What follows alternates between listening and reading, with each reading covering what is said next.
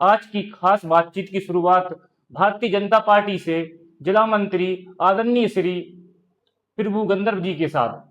आपकी राजनीतिक यात्रा की शुरुआत आपकी पूज्य माता श्री स्वर्गीय फूला देवी से हुई। सबसे पहले हमें उनके व्यक्तित्व और संघर्षों के बारे में बताइए। राजा साहब, हमारी माताजी बहुत संघर्षशील और बहुत गरीबी से उठी हुई महिला थीं और उन्होंने बहुत कष्ट भोगे। उस समय पे दिल्ली सरकारी कार्यक्रमों में जाना, 2008 में चुनाव लड़े नारायण से, तो वहाँ से वहाँ की जनता, देवतुल्य जनता ने और दाऊद साहब श्री बुंदेला जी ने सहयोग किया और हम जिला पंचायत बन गए। वर्ष 2007 में मैयर माता के मंदिर में आपकी माता जी का निधन हो गया। उस समय आपने खुद को कैसे संभाला? अब वो तो भगवान ही जान सकता है कि हम कितनी कठिन परिस्थिति में थे। हमारी उम्र भी बहुत कम थी और हम उन्हीं के बताए रास्ते पर चले और जनता से संपर्क में रहे। और माता जी हमारी जमीन जायदाद छोड़ गई थी, हमने किसानी भी देखी और किसानी करके आगे बढ़े। और उन्हीं फिर 2008 में चुनाव आया तो सब कुछ लोगों ने कहा नहीं लड़ो, कुछ ने कहा लड़ो, माता जी का तुम्हारे ऊपर आशीर्वाद है। तो फिर हम चुनाव लड़े तो भगवान ने और देवतुल्य हमारे नारायण क्षेत्र के सभी भाई बहनों ने हमारा जम के सहयोग किया और हम राजनीति में बढ़ गए। लेकिन आज भी हमें पीड़ा है, हमारी माता जी खत्म हुई थी, उन जैसा कोई हो नहीं सकता है। इतने अच्छे आचार विचार थे हमारी माता जी के कि कह नहीं सकते हम कि कितना अच्छा। कभी उनने पैसे की तरफ नहीं देखा, आपसी व्यवहार भाईचारा बना के उनकी सोच थी कि हमें सबसे भाईचारा बना के चलना है और किसी का नुकसान नहीं करना। हमारे द्वारा जो फायदा हो तो करवा देंगे, लेकिन नुकसान नहीं करना कभी। इस तरह से हम आगे बढ़े और हमारी माता जी का आज भी आशीर्वाद है। जैसे हम लोग जानते हैं कि राजनीति में हार जीत होती रहती है। आपकी पत्नी सैदपुर से चुनाव हारी और बाद में मरावाड़ा से चुनाव जीती। इस सफर ने आपको क्या सिखाया? मैंने ये सीखा है कि आप जनता के बीच में रहिए। हार जीत होती रहती है, लेकिन यदि आप वाकई में ईमानदारी से जनता के बीच में रहेंगे तो निश्चित है कि सफलता मिलती है। और ऐसा ही मेरे साथ हुआ है। कई चुनाव लड़े तो जीते भी हैं और हारे भी हैं, लेकिन मैं आज भी संघर्ष करता हूं और अपनी जनता के बीच में रहता हूं। सभी महापुरुषों के, बड़े बड़े छोटों के भी साथ में रहता हूं, बड़ों के भी साथ में रहता हूं और ना किसी जातिवादी से मुझे कोई मतलब है। मैं सभी लोगों से मिल के रहना चाहता हूं और रहता हूं। और मैं ना, मुझे ये पता रहता है कि मैं चुनाव जीता हूं या हारा हूं, मुझे जनता का स्नेह और प्यार मिलता है बरहमेश। पर डे ऐसा कोई दिन नहीं जाता है जिस दिन मुझे निमंत्रण ना मिले। मैं इसी को मैं अपनी कामयाबी मानता हूं कि हमें हर वर्ग के लोग चाहते हैं और हमारी पार्टी है जो भाजपा, वो भी मुझे चाहती है। और पार्टी ने मुझे बहुत कुछ दिया है। भाजपा ने मुझे पिछली बार टिकट दी थी मेरी पत्नी को और सैदपुर से भी दी थी, लेकिन जब कोरोना का समय था तो वहाँ कुछ हमारी पार्टी के प्रचार करने नहीं आ पाए, इसलिए हम चुनाव हार गए थे। नहीं तो वो भी हम चुनाव जीतते। हम देखते हैं कि सोशल मीडिया पे आपकी फोटो बहुत वायरल हो रही है, कभी मंत्री जी के साथ, कभी विधायक जी के साथ। जी जी, इसका राज क्या है? मैं जुड़ा हूँ, पार्टी से जुड़ा हूँ। हम केशव प्रसाद मौर्य जी प्रदेश अध्यक्ष थे, तब भी हमने विधायक की टिकट मांगी थी, तो उनके साथ भी मेरी फोटो है। अभी हमारे महाराज योगी आदित्यनाथ जी आए थे तो मुझे पार्टी ने उनसे मिलवाने का काम किया और मिले भी, साथ में परिचय भी हुई, बातचीत भी हुई। जी बातचीत हुई। उनने पूछा, परिचय पूछा, मैंने अपना परिचय बताया कि मैं पूर्व जिला पंचायत सदस्य हूँ और जिला मंत्री हूँ। तो उनने कहा ठीक है काम करिए और आगे बढ़िए। इसलिए मैं ये चाहता हूँ कि मुझे ऐसा ही आशीर्वाद मिलता रहे जनता का और हमारी पार्टी का। मैं नेतृत्व का बहुत बहुत आभार करता हूँ कि मुझ पर विश्वास करते हैं। जी। आपके जीवन का वह कौन सा क्षण है जिसे आज आप भी याद करके आंखें नम हो जाती हैं? सबसे बड़ा गम है हमें अपनी माता जी का। जिस दिन एक्सपायरी हुई थी उस दिन हमारा बेहोश हो गए थे हम कि अब कैसे हम आगे बढ़ेंगे, हमारा संरक्षक खत्म हो गया है तो हम कैसे बढ़ेंगे।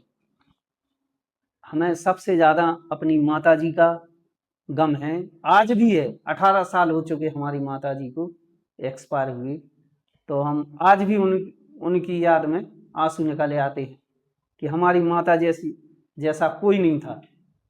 चाहे हम ललितपुर चले जाएं तो वहाँ भी हमारे परिचित मिल जाते हैं माता जी के, कहाँ बार बानपुर चले जाएं तो वहाँ भी परिचित वाले मिल जाते हैं। और मड़ावरा तो ऐसा है कि घर है, हर गांव में घर था हमारी माता जी का। ऐसा लगाव था जनता से और जनता को मम्मी से। हमारे जब हम चुनाव लड़े तो हम सिर्फ माता जी के नाम पर चुनाव जीते, और आज भी हम क्षेत्र में कहीं भी जाएं, यदि हम अपनी माता जी का नाम ले दें कि हम उनके लड़का हैं, तो आज भी हमें जनता बैठारती है। हमारे पुराने लोग हैं जो बैठारते, चाय भी पिलाते हैं और पानी भी पिलाते हैं, आइए आइए आपकी माता जी बहुत अच्छी थी। तो हमें सबसे बड़ा गम है अपनी माता जी का। आज भी हम सोचते हैं कि यदि आज हमारी माता जी होती तो हम और आगे होते। और एक बच्चा भी था हमारा, वो अच्छा लड़का था, एक्सपायर हो गया, तो दूसरा हमें वो गम है आज तक का, और हमें कोई गम नहीं। और हम जनता के बीच में सब जनता को, जनार्दन को हृदय से आभार व्यक्त करते हैं कि हमारे साथ रहते हैं। हर बार जब भी चुनाव लड़े हमें जनता बहुत सहयोग करती है, और वैसे भी कहीं भी कोई भी माने जनता से मांग करें हम तो जनता दोनों हाथ पसार के आशीर्वाद देती है। एक बार की घटना है, हमारा ट्रैक्टर था, एक चोरी से ले गया, तो हमने फोन लगाया तो नदी पार नहीं हो पाया यूपी, और हमारा ट्रैक्टर मिल गया। ये हमारी माता जी की ही देन थी कि उनकी द्वारा परिचय हुई और उन लोगों ने वहीं पकड़ लिया ट्रैक्टर, वो ले जा रहा था। हमारे पहलवान सिंह और प्रताप राजा खुटवा वाले, उन लोगों ने वहीं पकड़ लिया और हमें बुला लिया कि ले जाओ जी, नहीं तो जी आपका ट्रैक्टर एमपी जा रहा था चोरी से। तो मैं माता जी का बहुत बहुत आभारी हूँ कि मुझे इतनी अच्छी शुरुआत दे गई, और बहुत जल्दी 55 साल की उम्र में एक्सपायर हूँ। तो अब उनसे और क्या कह सकते हैं हम, सही बात। जो उनका आशीर्वाद है वो बना है। और हम भी कहीं कोई गलत काम में विश्वास नहीं रखते हैं, और अपने जनता जनार्दन का हृदय से और हाथ जोड़कर विनम्र आभार करते। आपके क्षेत्र की सबसे बड़ी समस्या क्या है जिसे आप आने वाले समय में हल होते देख सकते हैं? सबसे बड़ी कुरीति चल रही हमारे इस क्षेत्र में, दारूखोरी, उसको मिटाना चाहते हैं हर हाल में, क्योंकि कई परिवार मिट रहे हैं, बर्बाद हो रहे हैं, कोई एक्सीडेंट में मर रहा है। अभी अभी एक हमारे गांव का लड़का, नया जवान, 25 साल से नीचे नीचे उम्र का, दारूखोरी में पड़ गया, और वो उसका पूरा परिवार वो भी मर गया और बर्बाद भी हो गया। भोपाल गया, सागर गया, और समस्याएं तो हैं। मैं अपने सरकार से आग्रह करता हूं कि जो रोड हैं, हमारी समस्या मेन रोड हैं, अधिकांश रोड मिटे हुए हैं, गड्ढों में तब्दील हो गए। अधिकारियों से मैंने कई बार कहा सिंचाई बंधु की मीटिंग में कि हमारे यहाँ कुछ रोड ऐसे हैं कि निकलना भी, मोटरसाइकिल तो छोड़ो, पैदल निकलना भी बहुत कठिन है। कठिन है।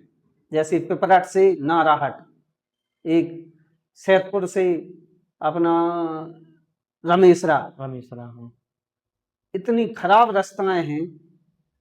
तो मैं यही हल ढूंढना चाहता हूं और कहना चाहता हूं आपको अधिकारी। कभी लगता है कि शराब बंद होगी? कभी भी आपको लगता है भविष्य में कभी होगी शराब बंद? देखो राजा, ऐसा है, यदि हमारे योगी जी, बाबा जी के यदि दिमाग में घुस गई बात, तो निश्चित है, मेरा विश्वास है कि शराब बंद हो जाएगी, और होना भी चाहिए। सरकार को भी घाटा है और आम जनता को तो है ही है। बहुत से परिवार मिट रहे। ये सरकार को उससे क्या घाटा है? घाटा है, क्या घाटा है? मैं बता रहा हूं। ये घाटा है, जैसे कोई किसान मरा तो उसको 5 लाख रुपया देने पड़ते हैं, सरकार देने पड़ते कि नहीं, चाहे वो एक्सीडेंट से मरे या दारू पी के मरे। यदि उसके जमीन है वो अधिकांश देना ही पड़ता है, वो नियम बना दिया है सरकार ने। तो सरकार को घाटा तो है ही है। गाड़ी रेस भगा रहे और एक्सीडेंट में अगर 3 लोग मर गए तो सरकार को 15-20 लाख रुपया देना पड़ेगा कि नहीं, वो घाटा तो हम मानते हैं, आप जी। ये घाटा बता रहे हैं, पर जो इनकी कंपनी होती हैं उसका जो टैक्स आता है, वो लोग जो होते हैं, जो कंपनी बनाते हैं, दारू बनाते हैं, वो तो खुद सरकार को जाता है, तो उससे ज्यादा फायदा होता है उनको। नहीं, हमारे हिसाब में तो घाटा होगा ज्यादा अच्छा, सरकार को। ऐसे आप आकलन करवाइए सरकार से कि कितना रुपया देना पड़ रहा है। नहीं, एक चीज तो आप बताइए कि एक चीज तो गलत है कि जो दारू बनाता है, शराब बनाते हैं जो लोग, जी। उनको लाइसेंस बनता है और पीने वाले को जेल में डाला जाता है, तो ये गलत है ना? बल्कि जो बना रहा है उसको जेल में डालो ना। मैं तो घोर निंदा कर रहा हूं ना दारू की। तो लाभ देखना है कि अपनी जो जनता मर रही है या परिवार बर्बाद हो रहे हैं, तो उस ओर देखो ना। हाँ, यही तो बोल रहे हैं। क्षेत्र में उस ओर देखो, हर गांव में सम्मान खत्म हो रहा है, बिल्कुल बिल्कुल। परिवार मिट रहे हैं, औरतें रो रही हैं, ज्यादातर महिलाएं महिलाएं पीड़ित हैं, और हमारी सरकार भी महिलाओं को खुश देखना चाहती है, देखना तो कैसे रहेंगी खुश। शराब बंद कर। मैं अभी लकड़ी लगा के आ रहा हूं, उसके 2 लड़के हैं और दोनों दारूखोर हैं, एक मर चुका है और दूसरा मरने वाला है तो आप दारू पी पी के। आपका मुद्दा यह है कि शराब बंद होना चाहिए। शराब बंद होना चाहिए और सख्ती से बंद, जैसे बिहार में है, गुजरात में है, तो बंद होना चाहिए। सरकार की तरफ से बंद तो हो जाना चाहिए कंप्लीट। सरकार ही, जब सरकार बंद कर देगी तो लोकल वालन की हिम्मत नहीं है कि बना के बेचे। वहां की एमएलसी जेल गई थी, बिहार की महिला एमएलसी थी, वो दारू बेच रही थी नंबर 2 में, तो उन्हें जेल जाना पड़ा था। नहीं तो आप तो मिलते रहते हैं मंत्रियों से, तो आपको कभी अरे मंत्री जी से कुछ नहीं होता है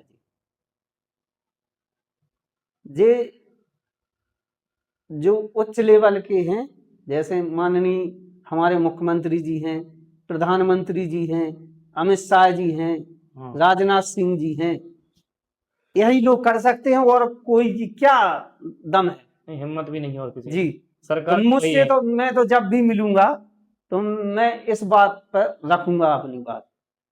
बिल्कुल बिल्कुल। और कृषि क्षेत्र में अभी बहुत आगे जाना है, ज्यादा लाभ नहीं मिल पा रहा है किसान को, अशिक्षा की वजह से कह लो या अधिकारियों की उदासीनता के कारण। जो जिला के आसपास हैं वो लाभ ले लेते हैं, और जो दूर दराज के हैं उन्हें लाभ नहीं मिल रहा है। जैसे बहुत सारी योजनाएं हैं, इंजन पाइप वगैरह, सूर्य प्लेट हैं जी, तो इन वहीं के आसपास के जो अधिकारियों से मिले रहते हैं उनके द्वारा ले लेते हैं। ये हम तो ये कहते हैं कि हर ब्लॉक को बराबर होना चाहिए, जितना भी लाभ सरकार की तरफ से आ रहा है तो उससे किसान उत्साहित होगा, आपका देख के दूसरा भी उसमें काम करेगा। और मैं सबसे बड़ा जनता का मानता हूं, क्योंकि जनता अपने लड़कों को पढ़ा नहीं रही, नशा पर ज्यादा ध्यान दे रहे, तो मैं हर मन से कहता हूं कि नशा से दूर रहें और अपने बच्चों को पढ़ाने का काम करें, शिक्षा का। यदि शिक्षा, जैसे सरकार का काम है अखबार में विज्ञप्ति निकलवाना, तो सरकार तो निकलवा रही, लेकिन जब पढ़े लिखे पढ़ते ही नहीं है अखबार,